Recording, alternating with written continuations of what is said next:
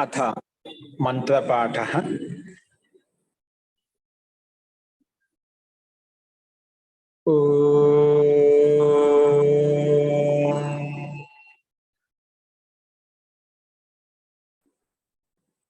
सहनाववतु सहनौ भुनक्तु सह वीर्यं करवावहै तेजस्विनावधीतमस्तु मा विद्विषावहै। ओम शांति शांति शांति।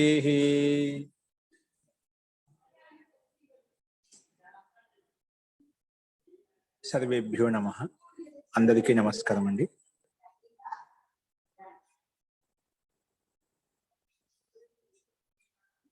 మనము చతుర్థ పాదంలో ఏక సంజ్ఞా ప్రకరణం చెప్పుకుంటున్నాము. అందులో ఘీ సంజ్ఞా ప్రకరణం చెప్పుకున్నాము, నది సంజ్ఞా ప్రకరణం చెప్పుకున్నాము, లఘు సంజ్ఞ, దీర్ఘ సంజ్ఞ అనే విషయాన్ని కూడా మనం చూసాము. లఘు సంజ్ఞ పెట్టుకుంటే ఎలా ఉంటుంది, దీర్ఘ సంజ్ఞ పెట్టుకుంటే ఎలా ఉంటుంది, అలాగే అంగ సంజ్ఞ అని కూడా పెట్టినాం. యస్మాత్ ప్రత్యయ విధిస్తది ప్రత్యయంగం. అలాగే పద సంజ్ఞ నిన్న సుప్తింగంతం పదం ప్రకారంగా పద సంజ్ఞాన్ని పేరు పెట్టుకున్నాం. పద సంజ్ఞాన్ని పేరు పెట్టుకోవడం వల్ల పదాధికారంలోకి వెళ్ళి మనము ఏదైనా ఇక్కడ నిన్న చెప్పిన ప్రసంగంలో తింగ తింగ ప్రకారంగా ఆ తింగ పదానికి ఉత్తరంగా ఉన్నటువంటి తింగంత పదానికి సర్వానుదాత్తం అయిపోయింది. అలాగే యస్మాత్ ప్రత్యయ విధిస్తదాది ప్రత్యయంగం ప్రకారంగా మనం అంగ సంజ్ఞాన్ని పేరు పెట్టుకోవడం వల్ల అంగాధికారంలోకి వెళ్ళి గుణము వృద్ధి కానీ అటువంటి సూత్రాలు వచ్చేసి మనకు పనిచేస్తూ ఉంటాయి. ఈ రకంగా మనము ఏక సంజ్ఞా ప్రకారం మనం చెప్పుకుంటున్నాము. అస్తు నిన్న చెప్పిన పాటిల్లో ఎవరికన్నా ఎటువంటి సందేహం ఉంటే ఇప్పుడు చెప్పండి. ఏ విషయమైనా సందేహం చెప్పండి. ఆచార్య, మొన్న ఆ రూపసిద్ధిలో కృత్సంజ్ఞ ఎలా వస్తుంది అనేది ఒకసారి గుర్తు చేయమన్నారు ఆచార్య, చెప్తా ఉన్నారు.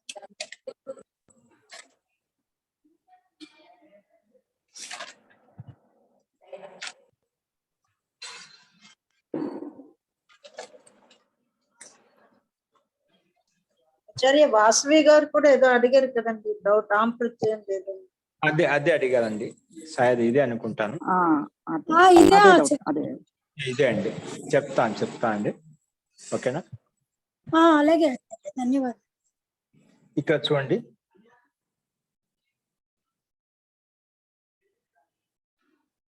మనకు ఈరోజు పాఠం చూడండి. మనకు సుప్తింగంతం పదం వరకు మనం చూసాము. ఈరోజు నెక్స్ట్ సూత్రం చూడండి. నహ కియే ఏంటండి? నహ కియే ఈ సూత్రం చెప్పుకున్నాము. ఇంత ప్రకారం చెప్పుకున్నా అయిపోతుంది. ఇవన్నీ మనకు దాదాపుగా వచ్చిన సూత్రాలండి, సింపుల్ గా ఉన్నాయి. ఒకసారి చూద్దాం, గమనించండి. నహ కియే, నహ అనేది ప్రథమ విభక్తి ఏకవచనము, కియే సప్తమి విభక్తి ఏకవచనము. అనువృత్తి పై సుప్తింగంతం పదంకి అనువృత్తి వస్తుంది. ఈ సూత్రం యొక్క అనువృత్తి 17వ సూత్రం వరకు వస్తుంది. పద సంజ్ఞ యొక్క ప్రకారం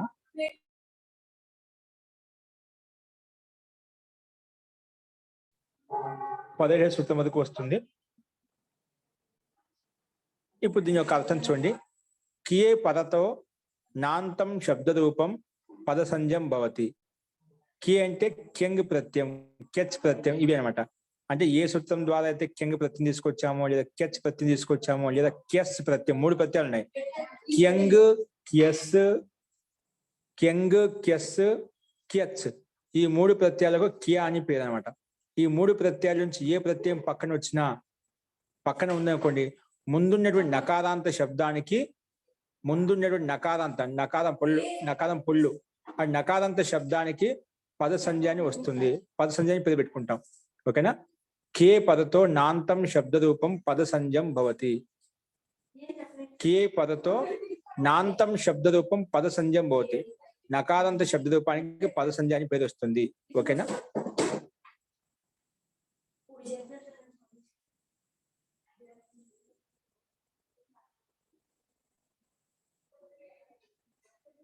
సో నకారం శబ్ద రూపానికి పరసంజ్ఞ పేరు వస్తుందని చెప్పి మనకు ఈ సూత్రం చెప్తుంది. అందుకే కే పరత అంటే కెచ్, కెంగ్, కెస్ ఈ 3 ప్రత్యయాలు ఏ ప్రత్యయం పక్కన ఉన్నా ఆ ముందున్నటువంటి శబ్దానికి అంతిమ నకారాంతం ఉంటే నకారాంతం శబ్ద రూపం పరసంజ్ఞం భవతి అని చెప్పి ఈ సూత్రం చెప్పింది. దీనికి అదే విధంగా ఉదాహరణ ఇస్తున్నాయి ఇక్కడ. కెచ్కి రాజీయతి, కెంగికి రాజాయతే, క్యష్కి చర్మాయతి, చర్మాయతే. ఈ రకంగా 3 ప్రత్యయాలకు 3 ఉదాహరణలు మనకు ఇక్కడ ఇవ్వబడ్డాయండి. అందులో మొట్టమొదటి ప్రత్యయం కెచ్ ప్రత్యయం. కెచ్ ప్రత్యయాన్ని ఉపయోగించినప్పుడు రూపసిద్ధి ఎలా ఉంటుంది అనేది మనకు స్లైడ్ మీద కనిపిస్తుంది చూడండి. అందులో ఉదాహరణ ఏమి ఇచ్చారంటే రాజీయతి. రాజీయతి అంటే ఏమిటంటే ఆత్మనః రాజానం ఇచ్చతి ఇది రాజీయతి అంటాం. అంటే అప్పుడే రాజాకో తన రాజుని ఇష్టపడుతున్నాడు. ఆత్మనః రాజానం ఇచ్చతి అంటే తన మనసులో తనకు తాను రాజా కావాలని ఇష్టపడుతున్నాడు. రాజా అప్పుడే రాజాకో చాహత తన రాజుని ఇష్టపడుతున్నాడు. ఆత్మనః ఆత్మలో రాజానం ఇచ్చతి రాజుని ఇష్టపడుతున్నాడు. ఇది సూత్రం యొక్క ఈ శబ్దం యొక్క అర్థం అండి. ఆత్మనః రాజానం రాజను ఇచ్చతి ఇష్టపడుతున్నాడు. ఇక్కడ ఇదే విధంగా ఇక్కడ మొట్టమొదటి శబ్దం అంటే రాజన్ శబ్దం అండి. ఈ రాజీయతి శబ్దం ఎలా తయారవుతుందంటే మూల శబ్దం రాజన్ శబ్దం తీసుకున్నాము. ఇది ఒక శబ్దం రాజన్. అది దీనికి రాజుని ఒక పేరు నామవాచక శబ్దంగా కనిపిస్తుంది కాబట్టి అర్థవద ధాతుర ప్రత్యయ ప్రాతిపదికం ప్రకారంగా దీనికి ప్రాతిపదిక సంజ్ఞ ఉంది. ప్రాతిపదిక సంజ్ఞ ఉంది కాబట్టి సుపః ఆత్మనః క్యచ్ అనే సూత్రం ప్రకారంగా మనకు దీనికి ప్రాతిపదిక సంజ్ఞ ఉంది కాబట్టి సుప ఆత్మనః క్యచ్ అనే సూత్రం ప్రకారం క్యచ్ ప్రత్యయం వచ్చిందండి. అంటే ఆ రాజన ఆత్మన రాజానం ఇచ్చేదిగా ఆత్మకు సంబంధించిన అర్థం ఉంటేనా అటువంటి సందర్భంలో అటువంటి అర్థంలో ప్రాతిపదికం చేత క్యచ్ ప్రత్యయం వస్తుంది. ఏమొస్తుంది? క్యచ్ ప్రత్యయం వస్తుంది చెప్పింది. ఆత్మనః క్యచ్ ప్రత్యయం వచ్చింది. ఓకేనా? సో ఇది మనం చూసాం. ఈ సూత్రం ప్రకారం క్యచ్ ప్రత్యయం వచ్చింది. ఈ అంటే ఇక్కడ మనకు స్థితి ఏంటి? రాజన్ క్యచ్, రాజన్ క్యచ్. ఇక్కడ క్యచ్ ప్రత్యయానికి అనుబంధం లోపం చేస్తాము. చకారానికి హలంత్యము, క్యచ్ లో ఉండే ఆది కకారానికి లషక్వ తద్దితే ప్రకారంగా ఇత్ సంజ్ఞాన్ని పేరు పెట్టుకుంటాము. ఇత్ సంజ్ఞాన్ని పేరు పెట్టుకోగానే తస్య లోప అదృశ్య లోప ప్రకారంగా లోపం చేస్తే కేవలం యా మిగులుతుంది. ఏం మిగులుతుంది? యా మిగులుతుంది. అందుకే రాజన్ యా. ఏంటండి ఇక్కడ సుప ఆత్మనః క్యచ్ లో సుబంతా ఇచ్చాయా మధ్య అన్నారు ఆచార్య. ముందు సుప్పు కూడా తీసుకురావాలి ఆచార్య.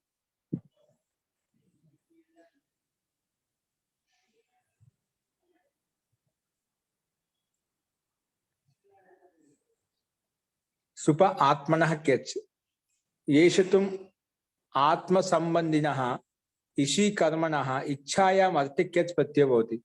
ఏషితుం ఇషి కర్మణః ఇచ్ఛాయాం అర్థే సుబంతాత్ అన్నారు ఆచార్య. సుబంతాత్ ఇచ్చారు ఇక్కడ. ఇచ్చారు ఆచార్య. సుప ఆత్మ క్యచ్ లో సూత్రాసం చెప్పండి ఒకసారి. 3:1-8 ఆచార్య చెప్తా, చదువుతాను. యషితుః ఆత్మ సంబంధినః ఇషి కర్మణః సుబంతాత్ ఇచ్ఛాయామర్థే వా క్యచ్ ప్రత్యయో భవతి పరశ్చ. ఓ ఇషి కర్మణ ఇచ్ఛా కర్మలో సుబంతాయాం సుబంతాత్ అన్నారు ఆచార్య. సుబంతం చేత అంటే ఖచ్చితంగా ఇక్కడ సూత్రం సుబంతాత్ అని చెప్పింది కానీ ఖచ్చితంగా మనం సుబంతం తెచ్చుకోవాలి. సో సుబంతం ఏం తెచ్చుకుందాం? ఇక్కడ మనకు విగ్రహవాక్యం ఏంటి?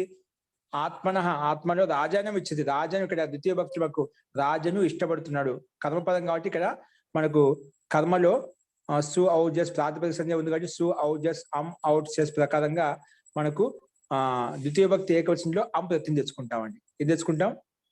ప్రత్యయం తెచ్చుకుంటాం అట. ఓకేనా? సో వచ్చినప్పుడు కర్మని ద్వితీయ ప్రకారం వచ్చింది కాబట్టి మనకు ఆత్మన్ ఇప్పుడు ఇది ఇచ్ఛా అర్థంలో ఉంది. అది సుబంతాత్ అని చెప్పాం కదా, సుబంతం కూడా అమ్మాయి సు ప్రత్యయం కదా. అటువంటి సుబంతాత్ ఆత్మని శబ్దం ఆత్మని ప్రాతిపదికం చేత మనకు ఈ ప్రకృతి సూత్రం ప్రకారం కేచ్ ప్రత్యయం వస్తుందండి. ఓకేనా? ఇప్పుడు సుబంతం తెచ్చుకోవాలి ఖచ్చితంగా. సూత్రం అనేది సుబంతాత్ అంటుంది కాబట్టి అమ్ము తెచ్చుకుంటాము. విగ్రహవాక్య రాజానం అని చెప్పి ద్వితీయ భక్తి ఏకవచనంలో ఉంది. మనం విగ్రహవాక్యం చెప్పుకున్నాం కాబట్టి ఆత్మలో రాజుని ఇష్టపడుతున్నాడు అంటే కర్మపదం కాబట్టి ఇక్కడ అలాంటి అర్థంలో మనకు అమ్ము వచ్చింది. చూడండి ఇక్కడ అమ్ము కూడా ఇచ్చాడు పరిశిష్టంలో, రాజన్ అమ్ము. ఈ అమ్ము వచ్చిన తర్వాతనే మనకి సుబంతం వచ్చిన తర్వాతనే సుబంతం ఏంటో రాజన్ శబ్దం చేత సుప్ ఆత్మనః క్యచ్ ప్రకారంగా క్యచ్ ప్రత్యయం వచ్చింది. సుపహ ఆత్మనః క్యచ్ ప్రకారంగా క్యచ్ ప్రత్యయం వచ్చింది. ఓకేనా? తో క్యచ్ ప్రత్యయం రాగానే ప్రత్యయ పరస్య ప్రకారం పక్కనే వచ్చింది రాజన్ అమ్ము క్యచ్. ఇప్పుడు కెచ్కి అనుమతి లోపం చేస్తాం. చకారానికి హలంత్యం, కకారానికి లషక్వ తద్దితే, అప్పుడు కేవలం యా మిగిలింది. రాజన్ అమ్ యా. ఇప్పుడు ఈ స్థితిలో సనాద్యంత ధాతవ ప్రకారంగా కెచ్ ప్రత్యయం అంతిమంలో కెచ్ ప్రత్యయం ఏ దానికైతే అంతిమంలో ఉందో ఆ మొత్తానికి ధాతు సంజ్ఞ పేరు పెట్టుకుంటామండి. సనాద్యంత ధాతవ ప్రకారంగా కెచ్ ప్రత్యయం అనేది ఏ దానికి అంతిమంలో ఉంటే ఆ మొత్తానికి కిదంతస్య ధాతు సంజ్ఞా భవతి అని ఈ సూత్రం ప్రకారంగా కేస్ ప్రతి అంతిమంలో రాజన్ ప్లస్ అమ్మకి అంతిమంలో ఉంది కాబట్టి ఆ మొత్తానికి ధాతు సంజ్ఞాని పేరు పెట్టాం. ధాతు సంజ్ఞాని పేరు పెట్టడం వల్ల ఏం లాభం వచ్చిందంటే సుపో ధాతు ప్రాతిపదికయో అనే సూత్రం ప్రకారంగా ధాతువులో ఉన్నటువంటి అవయవానికి ఏంటండి, ధాతువులో ఉన్నటువంటి అవయవం ఇటువంటి సుప్ అవయవానికి లుక్ భవతి. సుపో ధాతు ప్రాతిపదిక అవయవస్య ధాతో అవయవస్య. ఇక్కడ ప్రాతిపదిక అవయవం లేదు కానీ ధాతు యొక్క అవయవం. రాజన్ అమ్ కెచ్ కయ్యా, ఇది మొత్తం ధాతు అయిపోయినమాట. స్నాద్యంత ధాతో ప్రకారంగా ఆ ధాతువుకి అంతర్గతంలో అమ్ ప్రత్యయం సుప్పు ఉందన్నమాట. అందుకే సుపో ధాతు ప్రాతిపదికయో అనే సూత్రం ప్రకారంగా ప్రాతిపదిక అవయవస్య లేదా ధాతో అవయవస్య.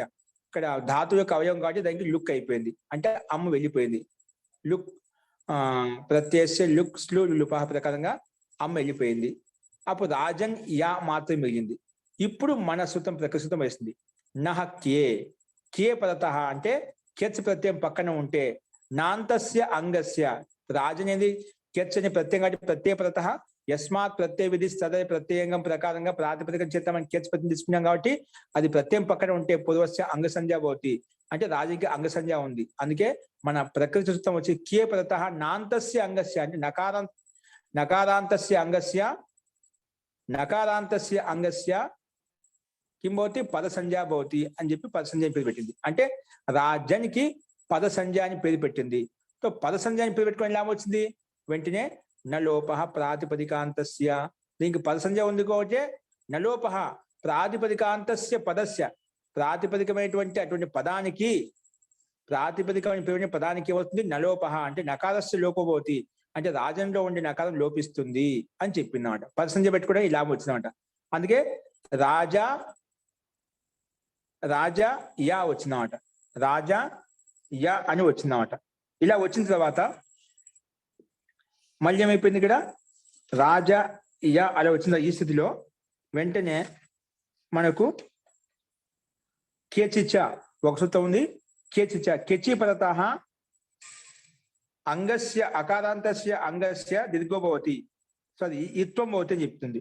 ఏమొస్తుంది, కెచి పదత అకారాంతస్య అంగస్య ఇకారో భవతి, ఇకారాదేశో భవతి. అందుకే రాజాలో జకారంలో ఉండే అకారకి ఈత్వం ప్రాప్తం అవుతుంది. ఏమవుతుంది, దీనికి ఈకారం ప్రాప్తం అవుతుంది. కెచి పదత అకారాంతస్య అంగస్య దీనికి ఈకారో భవతి అని చెప్పి రాజన్లో నకారం వెళ్ళిపోయింది. రాజలో ఉండే జాలో ఉండే అకారానికి కెచిచ అనే సూత్రం కెచి ప్రత్యయం పక్కన ఉంటే ముందు నుండి అకారానికి దీనికి ఈకారం అయిపోతుంది. అందుకే రాజీయ అయిపోయింది. రాజీయ ఇదంతా కూడా స్నాద్యంత ధాతవ ప్రకారంగా మనం ముందుగానే ధాతు సంజ్ఞ పేరు పెట్టాం కాబట్టి ఇదంతా ధాతువు కాబట్టి మళ్ళీ ధాతువు యొక్క అధికారానికి వెళ్ళి వర్తమాన లట్ ప్రకారంగా లట్ వస్తుంది. లట్ కనుమతి లోపం చేస్తే టిప్ వస్తుంది. టిప్ తస్జీ ప్రకారంగా టిప్ వచ్చిన తర్వాత వెంటనే టిప్ సార్వత్రిక ప్రత్యయం కాబట్టి కర్తరి షప్ ప్రకారంగా మొదలు షప్ కూడా వస్తుంది. రాజీయ షప్ తిప్పు. ఇప్పుడు షప్కా తిప్ కనుమతి లోపం చేస్తే షప్కా ఆ మిగులుతుంది, తిప్పుకా తి మిగులుతుంది. రాజీయ ఆ తి. ఇప్పుడు రాజీయ ఆ తి రాజీయ ఆ తి. ఇక్కడ అతో గుణే ప్రకారంగా యకారంలో ఉండే అకారాన్ని పరూపం చేస్తే రాజీయ తి అనే రూపము మనకు సిద్ధిస్తుందండి. ఇక కెచి ఏముంటుంది, కెచి పరత అవర్ణాంతస్య అంగస్య ఇకారాదేశ అవుతుంది. ఇక్కడ మనకు రాజ అకారాంత అంగం కదా, కెచి పక్కన ఉంది కాబట్టి కెచి పరత అవర్ణాంతస్య అంగస్య, అకారాంత అవర్ణానికి అంటే అకారం అంతిమంలో ఉంటే అటువంటి అంగానికి ఈకార ఆదేశం దీనికి ఈకారం వచ్చేసింది. అందుకే మనకు రాజీయతి అనే రూపము సిద్ధించిందండి. ఓకేనా, రాజీయతి. అలాగే మనకు రాజాయతి అనే రూపం ఇలాగే సిద్ధిస్తున్నామంట. పైన ఆత్మన రాజానం ఇచ్చతి కర్మలో విగ్రహవాక్యం ఉంది కాబట్టి మనం సుబంతం తెచ్చుకున్నామంట. ఇక్కడ రాజాయతేలో రాజా ఇవ ఆచరతి అంటే రాజాకి సమానంగా ఎవరైతే ఆచరిస్తున్నారో వారిని రాజాయతే, అంటే రాజాకి సమానంగా ఆచరించే వారిని రాజాయతే అని అంటాము. సో ఇక్కడ రాజాయతే రెండవ సిద్ధి ఏంటంటే మనకు రాజాయతే అనేది రూపసిద్ధి. మనకు పరిశిష్టంలోకి వచ్చింది, ఇది మార్చేసండి, పరిశిష్టం పెట్టండి. ప్రాతిపదికాంతస్య పదస్య యో అంతిమ నకారస్య లోపవతి. ప్రాతిపదిక ఇప్పుడే మనం నహక్కి అనే సూత్రం వచ్చేసి మన ప్రక్క సూత్రం రాజన్ లో ఉండి నకార రాజన్ కి పర్సన్ చెప్పి పెట్టడం వలన వెంటనే నలోపహ ప్రాతిపదికాంతస్య వచ్చి ప్రాతిపదికాంతస్య పదస్య శబ్దం వస్తుంది. గమనించాల్సిన విషయము ఇక్కడ పదస్యకి అనువృత్తి వస్తుందన్నమాట. ఓన్లీ ప్రాతిపదికం అయితే రాజన్ శబ్దానికి ప్రాతిపదిక ఉంది, కానీ ఒకవేళ నహక్కే వచ్చేసి పద సంజ్ఞ అని పేరు పెట్టకపోయింటేనా మనకు ఈ సూత్రం నకారం లోపం చేసేది కాదు. ఓన్లీ ప్రాతిపదికంతో పాటు ఏముండాలి, ప్రాతిపదికస్య పదస్య, ప్రాతిపదికం అంటే పదానికి పదసంజ్ఞ ఉంది కంటే పద అటువంటి ప్రాతిపదికం ఏదైతే పదసంజ్ఞ పేరు పెట్టబడిందో అటువంటి ప్రాతిపదిక పేరు పదానికి అంతిమ నకారం ఉంటే లోపం అవుతుంది అని చెప్పి మనం ఈ సూత్రం ద్వారా చెప్పుకున్నామండి. అందుకే నలోపహ ప్రాతిపదికాంతస్య ప్రకారం నకారం వెళ్ళిపోయిందన్నమాట. ఓకేనా, అందుకే మనకు రాజీయతి అనే రూపం సిద్ధించింది. ఓకే, నెక్స్ట్ రాజాయతే అనే రూప సిద్ధి కూడా ఇదే విధంగా ఉంటుంది. ఏ విధంగా ఉంటుంది, రాజా ఇవ ఆచరతి అంటే రాజా ఇవ అని సమానంగా, రాజాకి సమానంగా ఆచరించే వారిని రాజీయతి అంటామట. రాజా ఇవ ఆచరతి, రాజాకే సమాన ఆచరణ కర్తా హై, రాజుకు సమానంగా ఆచరించేటువంటి వారిని రాజీయతి అంటామట. ఓకేనా, సో ఇదే విధంగా ఇక్కడ ఉదాహరణ ఇది సింపుల్ గా పైన చెప్పిన విధంగానే ఉంటుంది. ఇక్కడ రాజాయతిలో మొత్తం రాజుని శబ్దం ఇక్కడ ప్రాతిపదికము, ఇక్కడ సామాన్యంగా అక్కడ కర్మపదం కాబట్టి రాజా ఇవ ఆచరించి సామాన్యంగా రాజాకి సమానంగా కర్త గురించి చెప్పుకుంటున్నాడు, కర్మ లేదు కాబట్టి సామాన్యంగా రాజుని శబ్దానికి ప్రాతిపదిక సంజ్ఞ ఉంది కాబట్టి పైన చెప్పిన విధంగా సు ఔజస్ అమ్ అవుట్సెస్ ప్రకారంగా ఏమొస్తుంది, ప్రథమ విభక్తి ఏకస్సు వస్తుంది, రాజన్ సు. ఇప్పుడు ఈ సుబంతం చేత ఏంటంటే ఈ సుబంతం చేత వెంటనే కర్తు క్యంగ్ సలోపశ్చ, కర్తు క్యంగ్ సలోపశ్చ అనే సూత్రం వచ్చేసి క్యంగ్ ప్రత్యయం తీసుకొస్తుంది. ఏం తీసుకొస్తుంది, క్యంగ్ ప్రత్యయం తీసుకొస్తుంది. చూడండి ఇక్కడ కర్తు క్యంగ్ సలోపశ్చ ఉపమానాదాచారే సుప్ వా ప్రత్యయ పరశ్చ. ఓకేనా, ఇక్కడ ఉపమాన వాచిని కర్తు సుబంతాత్ ఆచారే అర్థే వా క్యంగ్ ప్రత్యయ పరశ్చ భవతి.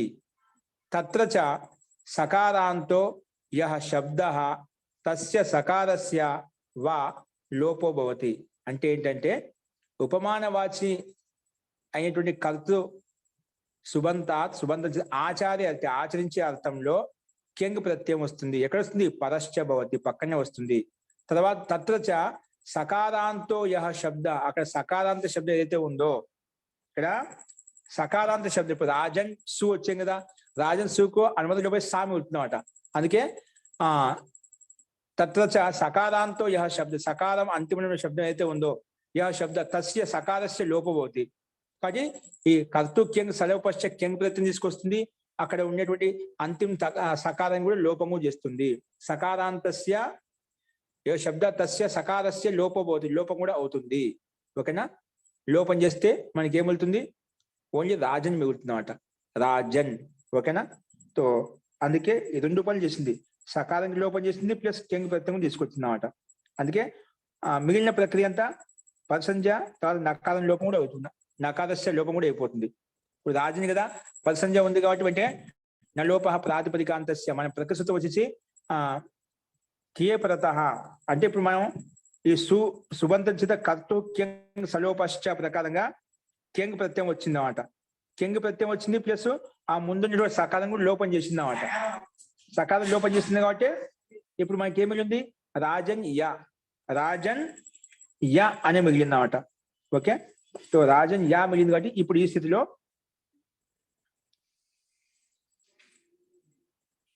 నహక్య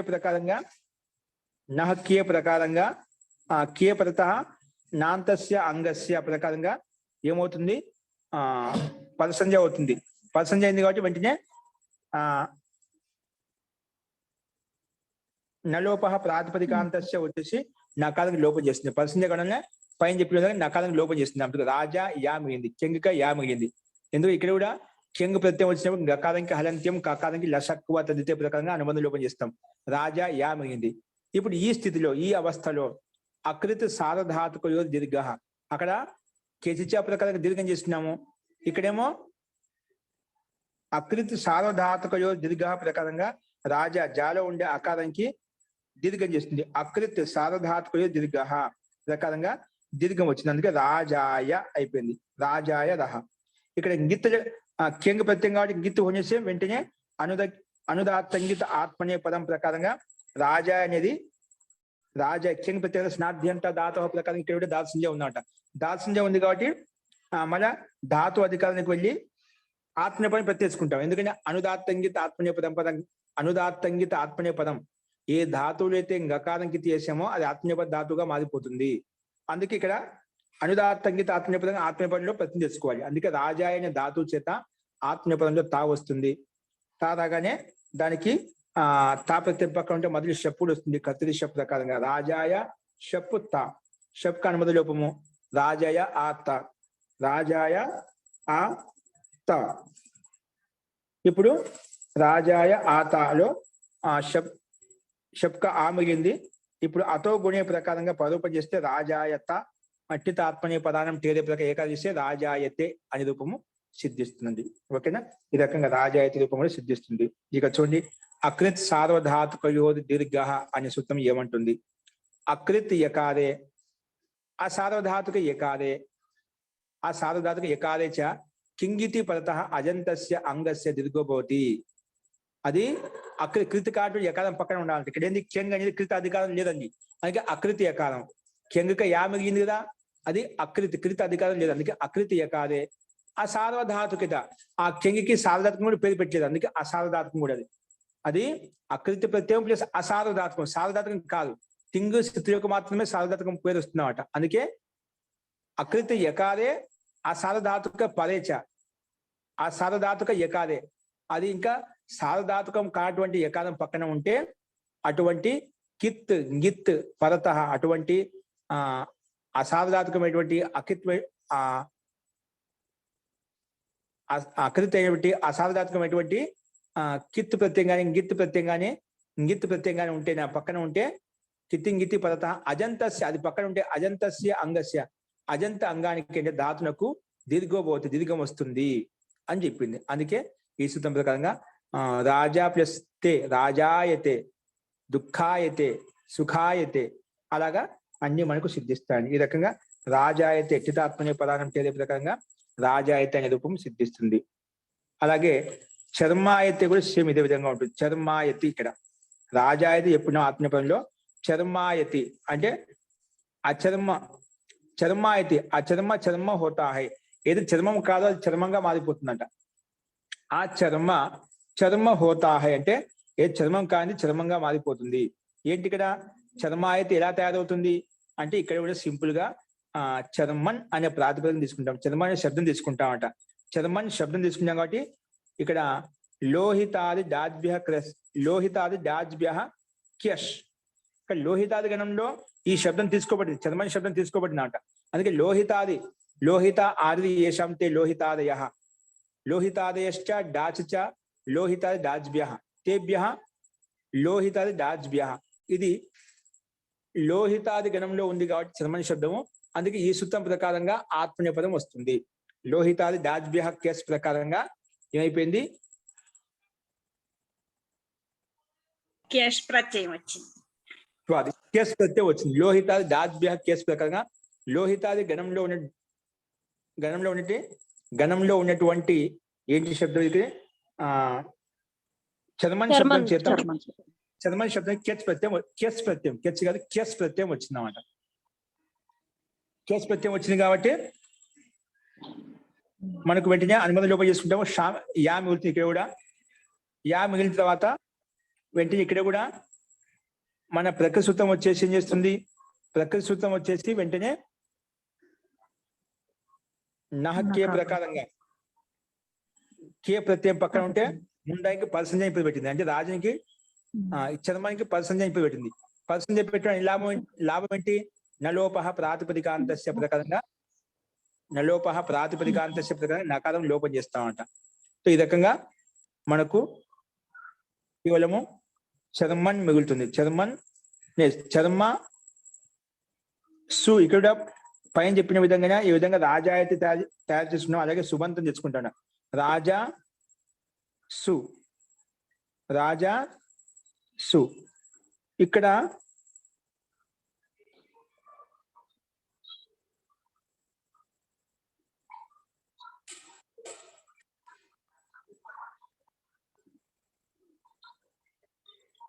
సుశబ్దం మాలు తెచ్చుకోవాల్సిన అవసరం లేదు.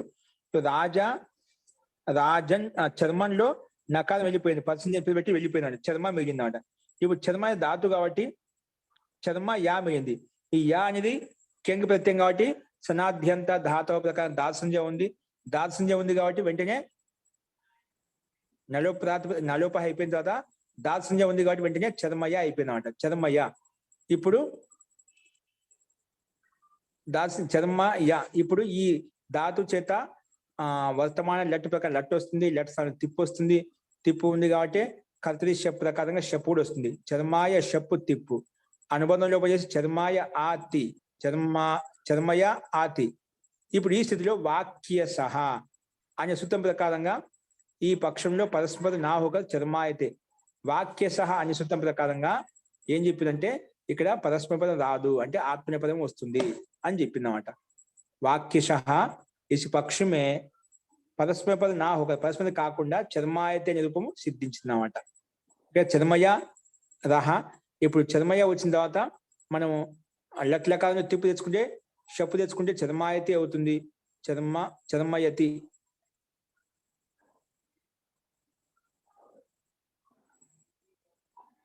ఇక్కడ అకృత్ సారధాతుక దీర్ఘ ప్రకారంగా చర్మయ ఉందిగా. ఇక్కడ చర్మాయ ఇక్కడ ఉండే మకారంలో ఉండే అకారంగా దీర్ఘం అవుతుంది. చర్మాయ అకృత్ సారధాతుక దీర్ఘ ప్రకారం దీర్ఘం అవుతున్నాడు. చర్మాయ చర్మాయ కలిపి రసం చర్మన్ ప్లస్ యాని చర్మాయ అయిపోయిందన్నమాట. ఇప్పుడు చర్మాయ ధాతు కాబట్టి మొత్తము పరస్మ పదంలో లట్ వస్తుంది. లకార స్థానంలో తిప్పు వస్తుంది. ఇప్పుడు మొదలు షప్పు కూడా వస్తుంది, ఎందుకంటే సార్వధాతుక ప్రత్యయం కాబట్టి. చర్మాయ ఆ త ఇక్కడ తిప్పు తీసుకునే తి వస్తుంది. చర్మాయ ఆ తి. ఇక్కడ అతో గుణే ప్రకారం పదరూపం చేసుకుని చర్మాయతి వస్తుంది. ఒకవేళ కాకపోతే చర్మాయతే. చిత ఆత్మనే పదానం తేలే ప్రకారం కేవలం ఆత్మలో తా తెచ్చుకుంటాము. పరస్పర తిప్పు తెచ్చుకుంటే ఆత్మలో తా తెచ్చుకుంటాం. తా తెచ్చుకున్నప్పుడు చిత ఆత్మనే పదానం తేలే ప్రకారంగా చర్మాయతే అనే రూపము సిద్ధిస్తుందండి. ఓకేనా? అస్తు. ఈ రకంగా మనం ఈ సూత్రంలో నహ కే ప్రత్యయ పరంగా ఉంటేనా ఎటువంటి ప్రత్యయాలు వస్తాయి? కెంగిక చూసాము, కెచ్కి చూసాము. అవి ఏ విధంగా ఉన్నాయో మనము గమనించామండి. అస్తు. ఇప్పుడు చెప్పిన వరకు ఎవరికైనా ఎటువంటి సందేహాలు ఉంటే అడగండి. ఈ సూత్రం ఎవరికైనా సందేహం ఉందండి?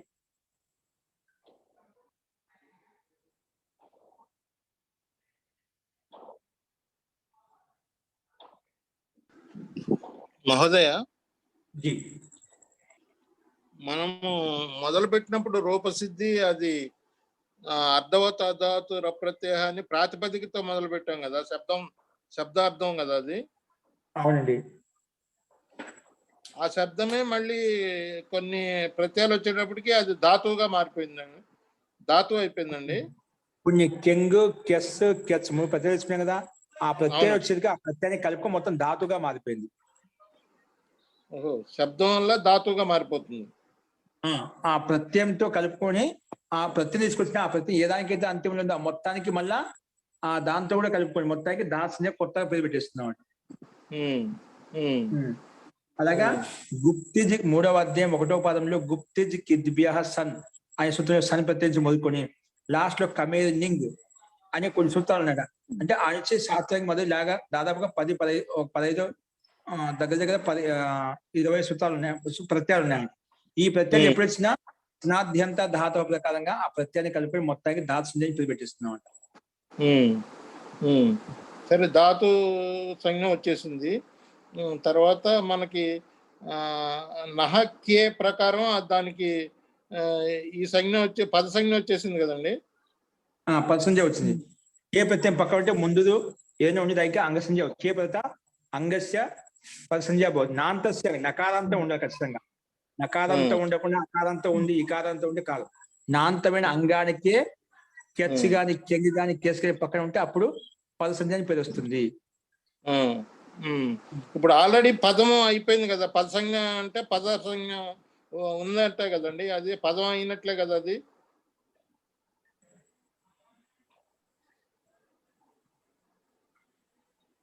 అవునండి, పదం అయింది కాబట్టి మనం, కానీ ఇది ఎట్లొచ్చింది ఈ సూత్రం ప్రకారం పద సంజ్ఞ అయిపోయింది. పద సంజ్ఞ పద సంజ్ఞ అయిపోయిన తర్వాత మళ్ళీ నా లోప ప్రాతిపదిక అంతస్య ప్రకారం నా లోపిస్తుంది. అప్పుడు రాజా యా మిగిలింది. ఒకవేళ పద సంజ్ఞ పెట్టుకుంటే మనకి ఇది వచ్చేది కాదన్నమాట. ప్రాతిపదిక ఉంది, ప్రాతిపదిక అంతస్య పదస్య అంటున్నామాట. పదం పేరు పెట్టినామంటే పదస్య అధికారంలో మన పని అవుతుందన్నమాట. అయిపోయింది. తర్వాత రాజా యా అనేది ఉంది. తర్వాత కెచి యా అనే సూత్రం వచ్చి దానికి ఈకారం వస్తుందని చెప్తోంది, అంతే కదండి. అప్పుడు ఇప్పుడు రాజీయ అయింది. ఈ రాజీయ అనేది కూడా పదమే కదండి. ధాతు రాజీయ పదం కాదు, ధాతు అండి. మరి పైన పదాధికారం ఉంది కదా, మళ్ళీ ధాతు ఉంది ఉంది కరెక్ట్ అండి. ఎందుకంటే నకారం లోపం చేస్తున్నాయి కదా, కే ప్రత్యయం పక్కన మొత్తం పద సంజ్ఞ కూడా ఉంది. అదే రాజీ అనే దానికి పద సంజ్ఞ ఉంది అన్నమాట. పద సంజ్ఞ ఉంది. పద సంజ్ఞ ఉన్న దానికి మళ్ళీ తింగి ఎందుకు తెచ్చుకోవాలి మనం? అది సుప్తిగంత పదం అన్నప్పుడు తిగంతం గాని సుప్పు గాని ఉంటే పదం అవుతుంది అన్నారు. ఇది ఆల్రెడీ పదమే అయ్యింది కదా, మళ్ళీ రాజీయ ఎంతవరకు పదం. మన లక్ష్యం ఏంటి? మనం ఏం తయారు చేయాలనుకుంటున్నాం? రాజా అయితే తయారు చేయాలి, మన లక్ష్యాన్ని ముందు పెట్టుకోవాలి. మన కేవలం రాజీయ ఎంతవరకు కదా మన లక్ష్యం కాదు కదా, అంతవరకు పదం. మిగిలిన పదాలు రాజా అయితే యాకేం పెట్టుకుంటాం, తాకేం పెట్టుకుంటాం. అంటే రాజీయ ఇంతవరకు అంతర్గతంలో పద సంజ్ఞ కాలం జరిగింది. దాంతో ముఖ్యంగా విశిష్టమైన ప్రత్యయంతో కూడుకుంది కాబట్టి నాద్యంత ధాతువు దానికి మొత్తానికి ధాతువు అని పేరు పెట్టాం. ఆ ధాతు అంతర్గతంలో కొన్ని ప్రత్యయాలు జరిగాయి, కొన్ని క్రియాకలాపాలు జరిగాయి. అది ఎక్కడైతే అవసరం తీసుకుంటాం. ఇక దాసంజ్ఞ ఉంది కాబట్టి వెంటనే ధాతు అధికారులు ప్రత్యయం తెచ్చుకోవాలి, ప్రత్యయం తెచ్చుకోవాలి. అందుకే మన లక్ష్య సిద్ధి అనే ప్రకారం తిప్పు తెచ్చుకున్నాము. పరస్పర తిప్పు తెచ్చుకుంటే ఆత్మ. ఇప్పుడు రాజీయ అనే దానికి పద సంజ్ఞ ఉన్నా కూడా మళ్ళీ మనం తిప్పు ప్రత్యయం తెచ్చుకోవాలి దానికి. అదే మన లక్ష్యం అంటే రాజాయత్తి, రాజాయత్తి మన లక్ష్యం. రాజీయ వరకు పదం మనకు వాడుకోవడం కదా, మనకు పదం మొత్తం ఏం వాడుకునే రాజాయత్తి అనే పదాన్ని వాడుకుంటున్నాం. అంటే ఆల్రెడీ పదం ఉన్నా కూడా మళ్ళీ తింగు పదం ఎక్కడి వరకు ఉంది అదే అంటున్నాను. పదం ఎక్కడి వరకు పెట్టుకున్నాం? కెచి పదత కే పదత నాంతస్య అంగస్య పద సంజ్ఞ భవతి. నకారాంత పదానికి అంగ సంజ్ఞ వచ్చింది, నాకి మొత్తం సంపూర్ణ శబ్దానికి పద సంజ్ఞ వచ్చింది. సంపూర్ణ శబ్దానికి పద సంజ్ఞ లేదు. నకారాంతస్య పదస్య నకారాంత అంగానికి మాత్రం పద సంజ్ఞ ఇప్పుడు పెట్టుకున్నాం మనము. ఓకేనా? అందుకే ఆ మొత్తం కోసం మనం ఖచ్చితంగా ఇంకోటి లక్ష్య సిద్ధి కోసం రాజా అయితే రూపసిద్ధి కావాలి కాబట్టి అక్కడ అనివార్యం అనమాట. అది దాసు పేరు పెట్టుకున్నాడు, ధాతు అధికారికి మళ్ళీ షప్పు తిప్పు తెచ్చుకొని ఆత్మలో తా తెచ్చుకొని ఆ రకంగా రాజా అయితే రూప సిద్ధిస్తుందని. పర్సంజ వల్ల మనకి ఉపయోగం. పర్సంజ పూర్తిగా పర్సంజ మనకు తెలియాలి. పర్సంజ అంటే అంతవరకు పదం అది వచ్చిపోయింది, పర్సంజ పేరు పెట్టింది. పర్సంజ పేరు పెట్టిన ఏం లాభం వచ్చింది మనకు? వెంటనే పదసంజాన్ని పేరు పెట్టుకోవడం వల్ల కేవలం పదం ఉపయోగమే కాదు, ఆ పదలో రూపసిద్ధి కోసం కూడా పదసంజ పేరు పెట్టుకుంటామండి. ఇక్కడ మనకి పద సంజ్ఞ ఎలా వచ్చింది? నలోపహ ప్రాతిపదికాంతస్య వచ్చేసి చర్మంలో ఉండే నకాన్ని తీసేస్తున్నాం అన్నమాట. అది ప్రాతిపదిక కదా. ఇప్పుడు మళ్ళీ ధాతో అధికారంలోకి వెళ్ళి మళ్ళీ వర్తమాన లట్టు అవన్నీ తెచ్చుకోవాలండి. మరి ధాతు ఇప్పుడు పెట్టాం కానీ కొత్తగా ధాతు అధికారం వర్తమాన లట్టు తెచ్చుకుంటాం. ఆ లట్ల వర్తమాన లట్టు తెచ్చుకుని ఆ లట్టు స్థానంలో తిప్పు వస్తుంది, తర్వాత చెప్పు వస్తుంది, ఆ ప్రకారం రూపసిద్ధి చేసుకోవాలి. అంతేనండి? అవునండి. ఓకే అండి. ఓకే, ధన్యవాదాలు గురుగారు, ధన్యవాదాలు. అర్థమైందండి. ఓకే, ఇంకెవరికైనా సందేహాలు ఉన్నాయా? ఆచార్య, ఇక్కడ సుపో ధాతు ప్రాతిపదికయో దాంతో ఇప్పుడు మనకి ధాతు అయింది కాబట్టి సుప్ లోపం అయిందండి. ధాతువు అయినా ధాతులో ఉండే అవయవానికైనా ప్రాతిపదికమైనా ఎక్కువగా మనము ప్రాతిపదికంలో ఉండే అవయవాలు చేసాం సుపో ధాతు ప్రాతిపదికయో అని చెప్పి. ఇక్కడ ఫస్ట్ టైం ధాతు కదా అయింది మనకి. ఇక్కడ ధాతు సంజ ఇప్పుడు పెట్టినామండి. సునాద్యంత ధాత ప్రకారం ధాతు అయిపోయింది. ఇప్పుడు ధాతు సంజ అయింది కదా. ధాతో అవయవస్య ప్రాతిపదిక అవయవస్య, ప్రాతిపదికం ఉండే అవయవానికి కానీ ధాతులో ఉండే అవయవానికి కానీ ధాతు అవయవస్య ప్రాతిపదిక సంజ్ఞా భవతి అని చెప్పి పెట్టుకుంటామంట. మనకి సమాద్యంత ధాతు అయింది కాబట్టి ధాతులో ఉండే అవయవానికి ఏమంటే సుప్ లుక్ అయిపోయాడు. ధాతులో ఉండే అవయవానికి సుబంతస్య లుక్ భవతి అని చెప్పి లుక్ చేస్తున్నామంట. ధాతు అవయవస్య ప్రాతిపదిక అవయవస్యవా అని చెప్పి. ఓకేనా? ఓకే. ధాతువులో ఉండే అవయవం, ధాతునకు మధ్యలో ఉండే అవయవం, ఒక అవయవంలో సుప్ ఉన్నామంట.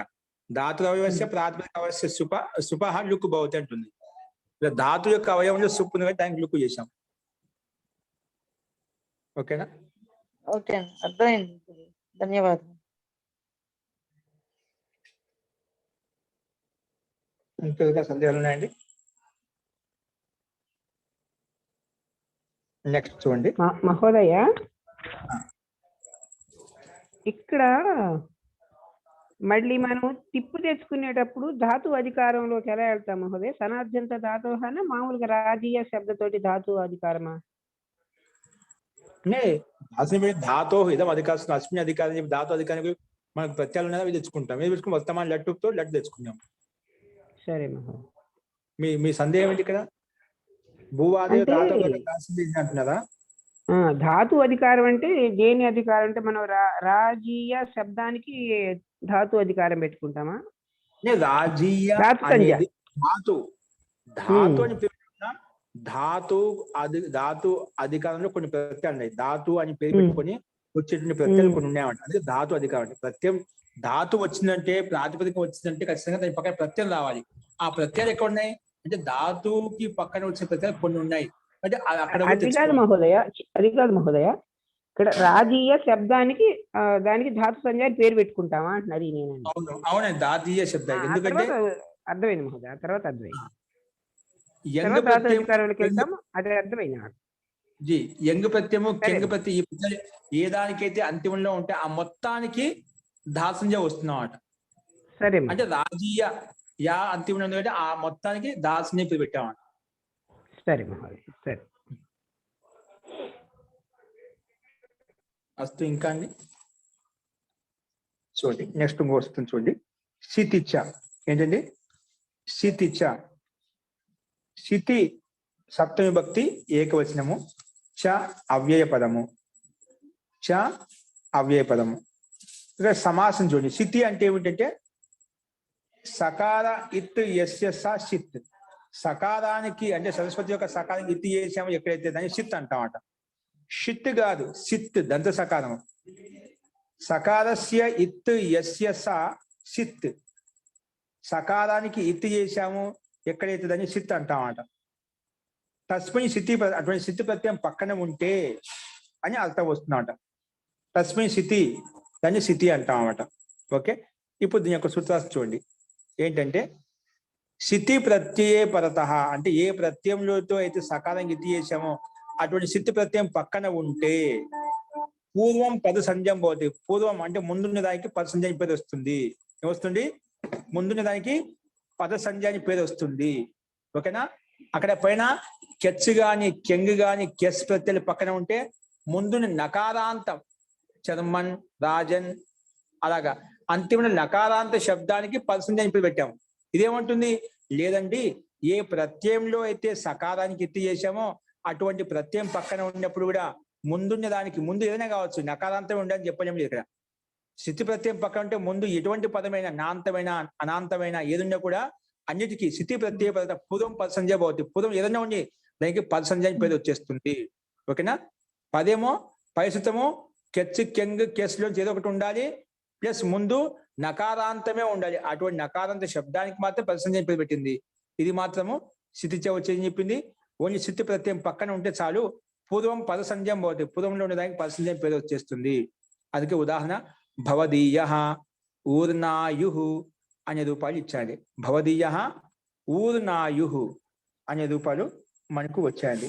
సో భవదీయ రూపాయి ఎలా తయారైంది, ఊర్నాయు ఎలా తయారైంది అనేది మనము చూడండి పరిశీలన ఇచ్చారు ఇక్కడ. భవదీయ ఊర్నాయు చూడండి, ఉపస్థితి చూడండి. భవదీయ ఎలా తయారైంది కింద చూడండి. మీకు పరిశీలన వచ్చే పరిశీలనలోకి వచ్చేయండి. భవదీయ, భవదీయ అంటే ఆప్కా, భవతః పుస్తకం అస్తి, మదీయ పుస్తకం అస్తి, నా పుస్తకం, భవదీయ పుస్తకం అస్తి, త్వదీయ పుస్తకం ఇది అతనిది. ఆ రకంగా దాన్ని ఆ రకంగా అదే అర్థంలో భవదీయ అంటే మీకు అని అర్థం. భవదీయ అస్తి అంటే మీది, మీదే అర్థం. ఓకేనా. భవదీయ అంట, మదీయ అంటే నాది, భవదీయ అంటే మీది అని అర్థం. అస్తు.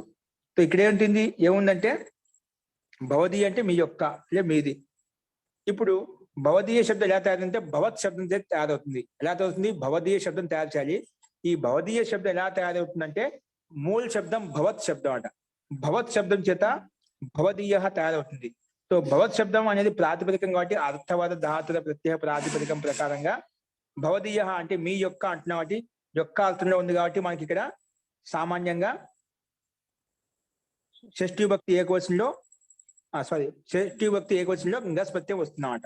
భవత్ అనే శబ్దానికి పక్కలో షష్ఠీ భక్తి ఏకవచనంలో గస్ ప్రత్యయం వస్తుందన్నమాట.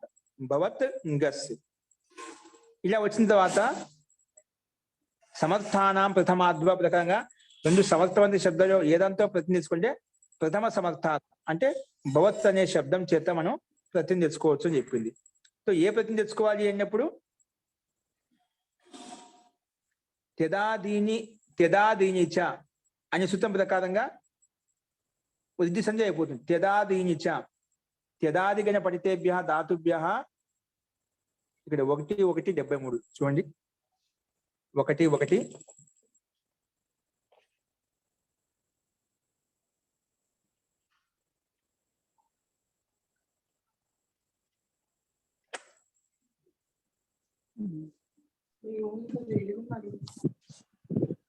ఆచార్య త్యదాదీని శబ్ద రూపాన్ని వృద్ధ సంజ్ఞకాని భవంతి. ఇక్కడ మనకి త్యదాదీని శబ్ద రూపాన్ని త్యదాదిగణంలో ఉండే శబ్దాలు ఏవచ్చినా కూడా అది వృద్ధ సంజ్ఞ. వృద్ధ సంజ్ఞ కాదు, వృద్ధ సంజ్ఞ. వృద్ధి యశ్చ చామాది వృద్ధ సంజ్ఞ పేరుస్తుంది. ఇక్కడ కూడా మనకు ఏంటి త్యదాదీనిచ ప్రకారం భవత్ శబ్దానికి వృద్ధ సంజ్ఞ అని పేరు పెట్టింది. వృద్ధ సంజ్ఞ అయిపోయిందట. ఎందుకంటే త్యదాదిగణంలో భవత్ శబ్దం ఉంది కాబట్టి. సో త్యదాదీనిచ ప్రకారం త్యదాదిగణంలో ఉండే శబ్దానికి పక్కలో గస్ వృద్ధ సంజ్ఞ పేరు వచ్చింది. వృద్ధ సంజ్ఞ అని పేరు వచ్చింది అనమాట. వృద్ధి సంజ్ఞ అని పేరుగానే భవత ఠక్ చసౌ, భవత అంటే భవత్ శబ్దం చేత ఠక్ చసౌ ప్రత్యయాలు వస్తాయి. ఏంటి వస్తాయి, భవత్ అనే ప్రాతిపదికం చేత ఠక్ చసౌ ఠక్ ప్రత్యయం ఛస్ ప్రత్యయాలు వస్తాయన్నమాట. ఇక్కడ మనకు ఛస్ ప్రత్యయం వచ్చిందన్నమాట. భవత్ ఠక్ చసౌ ప్రకారంగా ఛస్ ప్రత్యయం వచ్చిందన్నమాట. ఛస్ వచ్చింది. అందుకే భవత్ గస్ ఛస్ ఛస్ ప్రత్యయం ఇచ్చారు. భవత్ గస్ ఛస్. ఇక్కడ ఛస్కి అనుబంధ లోపము హలంత్యం తస్య లోప అదస్యం లోప, అప్పుడు ఛా మిగులుతుంది. ఇప్పుడు ఛస్ ప్రతినిధి కృత్ తద్దిత సమాసాశ్చ ప్రకారం కృత్ అధికారంలో ఉంది కాబట్టి కృత్ తద్దిత సమాసాశ్చ ప్రకారంగా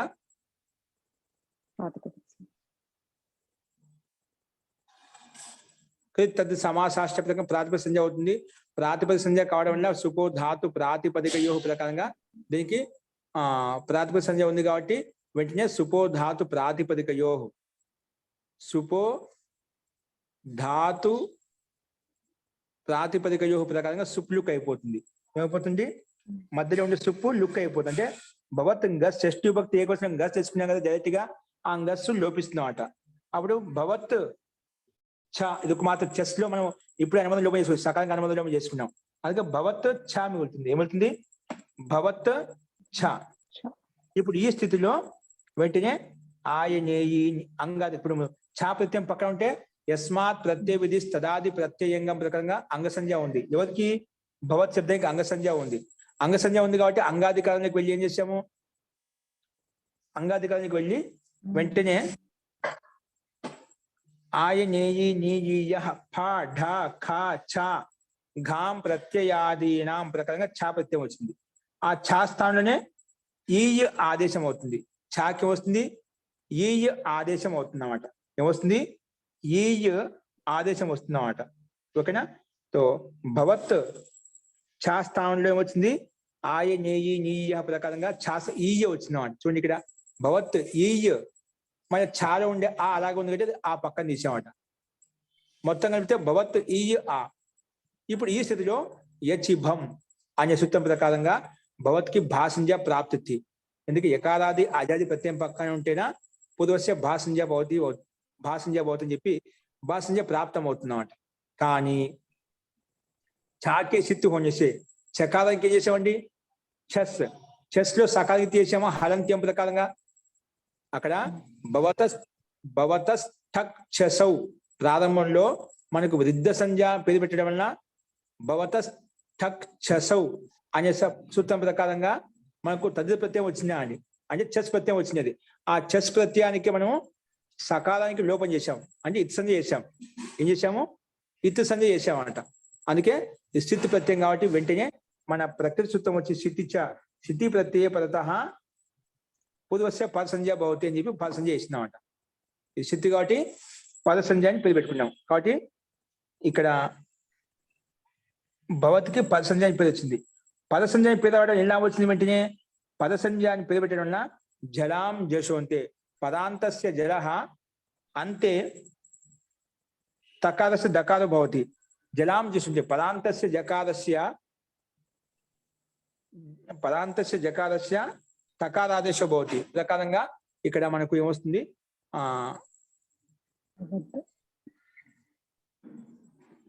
భవత్లో ఉండే దకాసం దకారం వస్తుంది.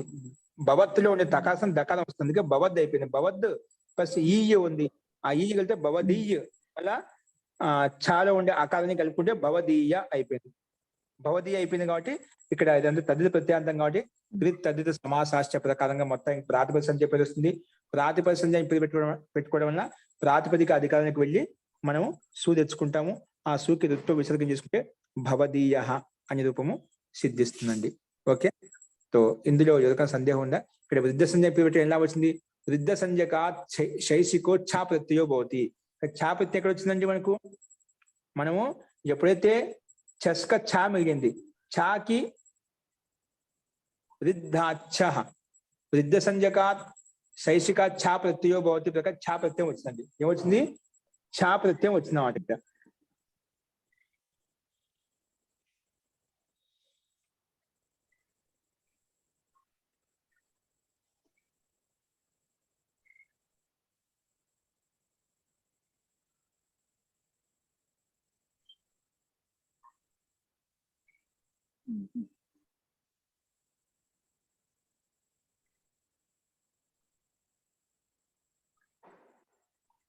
ఓకే, సో వృద్ధ సంజ్ఞ పెట్టడం ముందుగా మనకు అక్కడ భవత ఠక్ చెస్ ప్రకారంగా అక్కడ చెస్ ప్రత్యయం వచ్చింది. ఇంకోటి వృద్ధాచ్య ప్రకారంగా వృద్ధ సంజ్ఞకమైన ప్రాతిపదిక పక్కన ఛా ప్రత్యయం కూడా వస్తుంది అన్నమాట.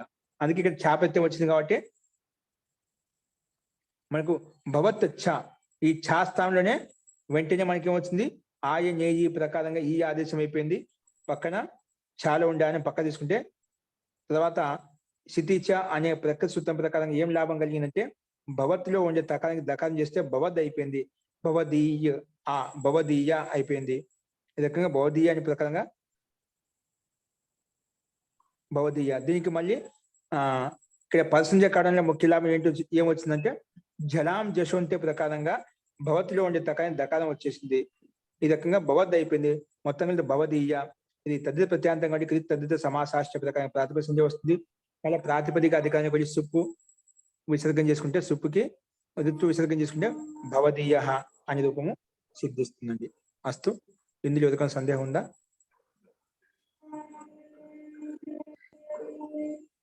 అర్థమైందండి? గురుగారు ఇక్కడ ఆ ఎలా వచ్చిందండి? భవత్ ఈయ ఆ వచ్చింది కదా. ఈ చాలో ఉండే చా సంపూర్ణ స్థానం చాలో కూడా ఆ ఉంది కదా. ఓన్లీ ఆ భాగానికి ఈ ఆదేశం అయిపోయింది. చాలో ఆ ఉంది కదా, అదే ఇక్కడ కలిపేసామంట, పక్కన పెట్టాం. చాహలంకి వచ్చింది. ఓన్లీ చా హలంతాయికి మాత్రం ఈ వచ్చింది. చాలో ఆ ఎలా ఉందో అలా ఉంది. ఓకే అండి.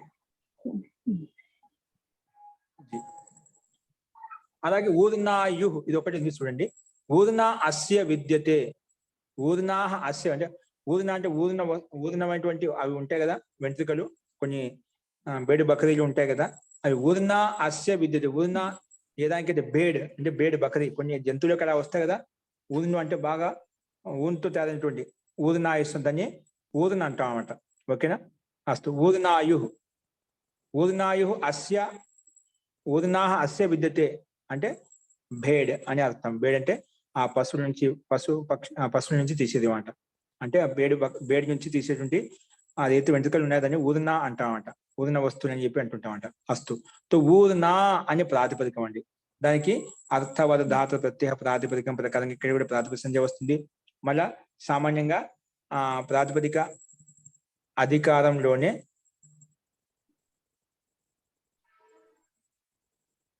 సు ఔజస్ ప్రకారంగా సు తెచ్చుకుంటాము. ఊర్నా సు. ఇప్పుడు ఊర్నాయాయుస్ ఏంటండి? ఊర్నాయాయుస్ ప్రకారంగా యుస్ ప్రత్యయం వచ్చింది. ఊర్నా ప్రాతిపదిక యుస్ ప్రత్యయో భవతి అనే నియమం ప్రకారంగా 5వ అధ్యాయం సూత్రం ప్రకారంగా ఊర్నా అనే ప్రాతిపదిక పక్కనే వచ్చింది. సు ఆల్రెడీ ఉంది కాబట్టి ఆ యుస్ ప్రత్యయం వచ్చింది. అలాగే సుబంత ఊర్నా ప్రాతిపదికం చేత యుస్ ప్రత్యయం వస్తుంది అని చెప్పింది. కాబట్టి యుస్ వచ్చింది. ఊర్నా సు యుస్. యుస్ అనేది తద్దిత ప్రత్యయం కాబట్టి క్రిత్ తద్దిత సమాసాష్ట ప్రకారం ఇక్కడ కూడా మొత్తానికి ప్రాతిపదిక సంజ్ఞ పేరు పెట్టుకుంటాము. ప్రాతిపదిక సంజ్ఞ పేరు పెట్టుకుంటా ప్రాతిపదిక అధికారంలో ఉండేటువంటి సుపుకి సు ఔజస్ ప్రకారంగా సుపో ధాతు ప్రాతిపదిక యోహ ప్రకారంగా మధ్యలో ఉండేటువంటి సుకి లుక్కు చేస్తాము. అప్పుడు ఊర్నా యుస్ ఉంటుంది. మొత్తం కలిపితే ఆ ఊర్నా యుస్ ఉంది. ఇక్కడ సుపో ధాతు ప్రాతిపదిక యోహ ప్రకారం ముందు మధ్యలో సుకి లుక్కు చేసామండి. తస్యలోప అదస్యలోప అయిపోయింది అన్నమాట. ఇప్పుడు ఊర్నా యుస్ ఉంది. ఇప్పుడు ఊర్నా యుస్ కి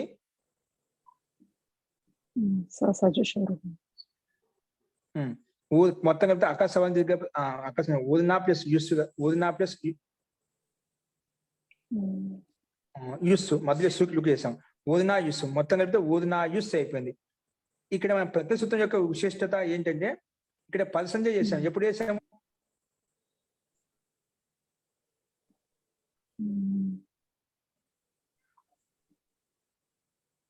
ఇక్కడ స్థితిచ అని శుద్ధం ఉంటుంది. స్థితి ప్రత్యయం యుస్ లో ఉంది, సకాలం గిత్తి చేసామండి.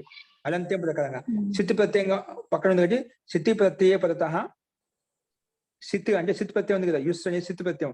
స్థితి ప్రత్యయ పరత స్థితి ప్రత్యయ పరత పూర్వస్య భాషంజ అని పేరు వస్తుంది అన్నమాట. ఆ భాషంజ కావడం వల్ల ఏమవుతుంది?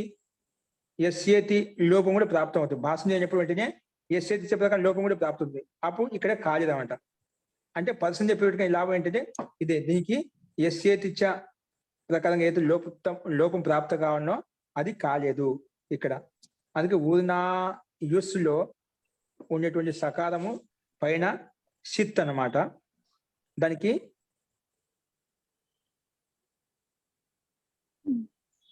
సిత్ ప్రత్యేకంగా సితిచ అనే మన ప్రకృతి సూత్రం వచ్చేసి యుస్ తీసుకొచ్చిందండి. సుబంతంతో యుస్ తీసుకొచ్చింది. దానికి సుపో ధాతు ప్రాతిపదిక యోగ ప్రకారంగా సుపులుకు చేసాము. అప్పుడు ఊర్నా యుస్ ఉంటుంది. ఆ ఊర్నా యుస్ లో ఉండే ఊర్నా యు సకాలంగా లోపం చేస్తే ఊర్నా యు మిగులుతుందండి. ఇక్కడ ఊర్నా యు మిగిలిన తర్వాత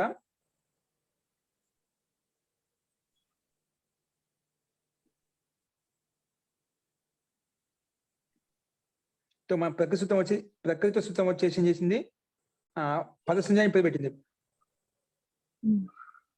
आचार्य ఇక్కడ सितिचा में पद संज्ञा होने से भा संज्ञा को बाधा हो गया అని అంటే మనం సామాన్యంగా యచిబం ఏకారాది ప్రత్యయం పక్కనే ఉంది కదా, ఏకారాది ప్రత్యయం పక్కనే పుదస భాషంజా ప్రవృత్తి అని చెప్పి యచిబంతో వస్తుందన్నమాట. దానికంటే బలమైన సూత్రం ఇది. క్షితిచాతో పద సంజ్ఞా హోనేసే భాషంజాక బాధ హోగయ అంటే బాధించబడింది అన్నమాట. ఎందుకు ఆ భాషంజా హోనేసే जो यस्येति का लोप प्राप्त यस्य భాషంజాక కావడం వల్ల యస్యేతి ప్రకారం ఏదైతే లోపం ప్రాప్తమవుతుందో అది కాలేదు. ఏంటండి యస్యేతి ప్రకారం ఊర్నాలో ఉండే అవరణాంత అంగానికి లోపం ప్రాప్తమవుతుంది అన్నమాట. అది ఇక్కడ కాలేదన్నమాట. అందుకే స్థితిచాసే పద సంజ్ఞ చేసినప్పుడు భాషంజాన్ని బాధించబడుతుంది. అందువల్ల భాషంజా వనేసే యస్యేతి లోపం కూడా ప్రాప్తమవుతుంది అన్నమాట. అది ఇక్కడ కాలేదు. ఓకేనా? అందుకే ఊర్నా యు అలాగే ఉంది, ఊర్నా యు అలాగే ఉంది. ఊర్నా యు ప్లస్ పక్కన సా ఎలా ఉందో అలాగే ఉంది. కాబట్టి సస్య జుసోరు కరవ సాన్యోరు విసర్జన ప్రకారంగా ఋతుపరిశోధన చేసుకుంటే ఊర్నా యు అనే రూపం మనకు సిద్ధిస్తుందండి. సో మొత్తానికి ఇక్కడ ప్రకృతి ఏం చేసింది, మొత్తానికి పదసంజ్ఞ ఉండటం వల్ల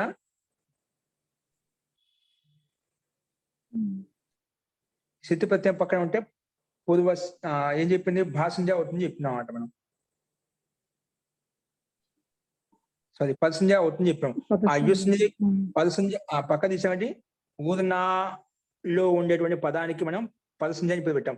పదసంజ్ఞాన్ని పేరు పెట్టడం ఎలా వచ్చింది మనకు, పదసంజ్ఞాన్ని పేరు పెట్టడం ఎలా వచ్చింది ముఖ్యంగా ఇక్కడ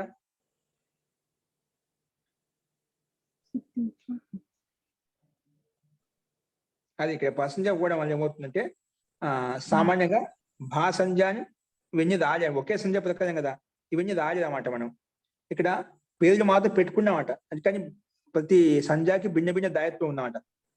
కాబట్టి మొత్తానికి ఊరిన యూస్ ఇక్కడ పదసంజ్ఞని పేరు పెట్టుకోవడం వల్ల లోపం ప్రాప్తం అవుతుంటే అది కాలేదు. అందుకే ఊరినాయుహు సకాల ఋతు వేసుకుని ఊరినాయుహు అనే రూపం సిద్ధించిందండి. ఓకేనా? ఈ రకంగా మనం ఇది కూడా రూపసిద్ధి చూసాము. ఇప్పుడు ఇందులో ఎవరికైనా సందేహం చెప్పండి.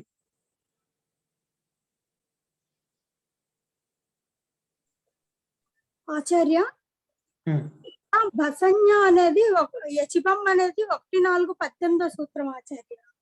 స్థితిచ అనేది 1:4:16 ఆచార్య. మరి విప్రద పరంకార్యం అనే దాంతో మనము మరి భసంజ్ఞ తీసుకోవాలి కదా ఆచార్య, స్థితిచ ఎందుకు? ఒకసారి మనకు పురస్తాద అపవాద ప్రకారం కూడా వస్తాయండి. పురస్తాద ముందానికి అపవాద సూత్రం అంట. ఆ రకంగా ఆ పరిభాష ప్రకారంగా వినియోగించి మన దానికి అలా చేస్తామండి. అర్థమైంది. పురస్తాద అపవాదం ప్రకారంగా కూడా కొన్ని చోట్ల అలా ఉంటాయి. అంటే ముందు మామూలుగా ఉపస్థితి పరంగా పదవాళ్ళ అది ప్రధానం అవుతుంది, కానీ ఒక్కోసారి పురస్తాద అపవాదం చెప్పి అవి కూడా ప్రాధాన్యత కలిగి ఉంటాయి అన్నమాట. ఓకేనా? అర్థమైంది. ఈ రకంగా మనం ఊరినాయుహు అనే రూపసిద్ధము చూసామండి. ఊరిన ప్రాతిపదికం చేత సు ఔజస్ ప్రకారంగా సు తెచ్చుకున్నాము. సు తెచ్చినామంటే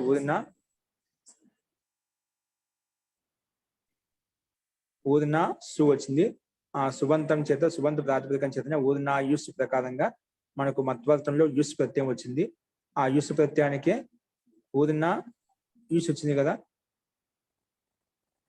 ఊరిన సు యుస్సు. ఆ యుస్సుకి సకాలంలో అనుబంధంలో వేసి సకాలంలో ఊయు సకాలం వెళ్ళిపోతుంది. హలంత్యం ప్రకారంగా ఓన్లీ యు మిగులుతుంది. ఆ యు మిగిలి ఊరిన యు అయిపోయింది అనమాట. ఏమైపోయింది? ఊరిన సు యుస్. దీనికి సుపో ధాతు ప్రాతిపదిక యోగ ప్రకారంగా ప్రాతిపదిక ఉంది. సుప్లుక్ అయిపోయింది కాబట్టి వెంటనే హలంత్యం తస్సలోప చేసేస్తామట. చేసినప్పుడు ఓన్లీ మనకు యు మాత్రం మిగులుతుంది అనమాట. ఊరిన యుస్. ఇప్పుడు ఈ స్థితిలో ఊరిన యుస్ ఇక్కడ మన ప్రకృతం ఏంటండి, సకారం ఇట్స్ అని చెప్పి యు మాత్రమే మిగులుతుంది కదండి. ఇట్స్ అని చెప్పి యు మాత్రమే మిగిలింది. అందుకే అది పక్కన ఉంది కాబట్టి యకారాది అజాది ప్రత్యేక పూర్వశ భాషంజ అని ప్రాప్తం అవుతుంటే మన సూత్రం దానికంటే అపవాద సూత్రము భాషంజను బాధించేసి స్థితి పదసంజాన్ని పేరు పెట్టేస్తున్నాం అండి. అంటే పదసంజాన్ని పేరు పెట్టడం ఏమవుతుంది? యస్యేతిచతో భాషం చెప్పి పెట్టింటే ఒకేలా యస్యేతిచ ప్రకారం లోపం ప్రాప్తమేదన్నమాట. ఆ లోపం ఇక్కడ ప్రాప్తం కాలేదు. ఏది పదసం చెప్పి పెట్టడం వల్ల. భాషం అంటే ఖచ్చితంగా యస్యేతిచ వచ్చేసి యువర్నాంతస్సు లోపపోతే అని చెప్పేసి అది లోపం ప్రాప్తమేదన్నమాట. కానీ ఇక్కడ అది జరగలేదు. ఎందుకంటే భాషం చెప్పేది పదసం చెప్పేది కాబట్టి భాషం చేసే లోపం ప్రాప్తమేది. భాషం కాలేదు. మన ప్రకృతి సూత్రం వచ్చేసి సిత్ అని ఏం చెప్పింది?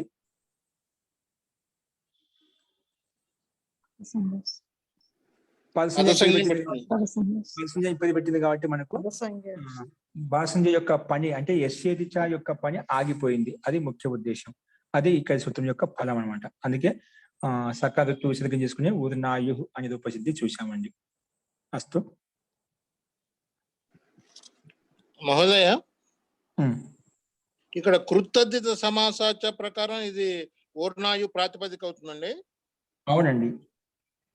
అంటే ఇక్కడ కృత్ అయినట్ట తద్ధితం అయినట్ట? ఇది ఇక్కడ మనకి ఎన్నో అధ్యాయం వ్యుత్పత్తి ఎక్కడి తీసుకొచ్చాం మనము? ఇది 5వ అధ్యాయం. 5వ అధ్యాయంగా తద్ధిత ప్రత్యయం తద్ధితాంత నిమిత్తం చేసుకుని మనం ప్రాతిపదిక సంజ్ఞని పేరు పెట్టామంట. 5వ అధ్యాయంలో తద్ధిత ప్రత్యయాలు ఉన్నాయి. 4వ అధ్యాయంలో ఉన్నటువంటి 5వ అధ్యాయంలో ఉండే తద్ధిత ప్రత్యయాలు మొత్తం. ఓన్లీ 3వ అధ్యాయంలో ఉన్నటువంటి ప్రత్యయాలు మాత్రం ప్రత్యేక తద్ధితాంత నిమిత్తం తీసుకుని పరిస్థితిని పేరు పెట్టామంట. ఓకేనా? నేను ప్రాతిపదిక సంజ్ఞని పేరు పెట్టాను. ఓకేనా? సరే, అలాగే. ధన్యవాదాలు. ఓకే అండి.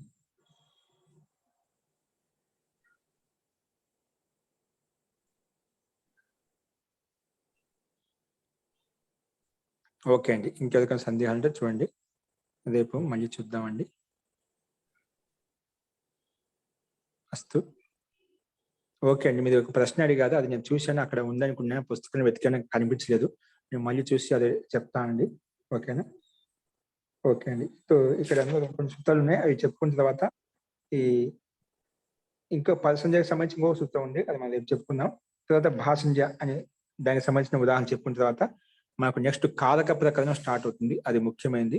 అది మనం తర్వాత సోమవారం చూద్దామండి. రేపు ఇది వీలైతే పదసంధ్య ప్రకరణం భాషంజ ప్రకరణం అయిపోగొట్టుకుందాం. సింపుల్ గానే ఉంటుంది. మీరు కూడా ఒకసారి చూసుకొని వచ్చేయండి. సో రూపసిద్ధులే ఉండవు, మనం ఎందుకని ప్రయోగించుకున్నాం కాబట్టి ఇవన్నీ కూడా. ఓకే, సో రేపు చూద్దామండి. సోమవారం నుంచి కారక ప్రకరణం మనం స్టార్ట్ చేసుకుందాం. అది ఎందుకంటే వాక్య నిర్మాణంలో ఈ కారక ప్రకరణం చాలా ఉపయోగపడుతున్నాం అండి, సంస్కృతంలో వాక్య ప్రయోగం కోసం. అస్తు. సో ఆ తర్వాత చూద్దామండి. మంత్రపాఠ.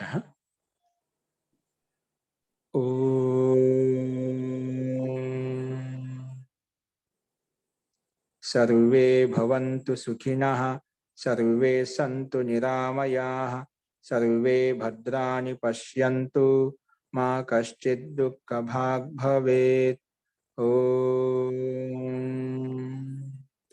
శాంతి శాంతి శాంతి. సర్వేభ్యో నమః. అందరికీ నమస్కారం అండి. నమస్తే మహోదయ. నమస్తే అండి. ఓం నమస్తే మహోదయ. నమస్తే. నమస్కారం.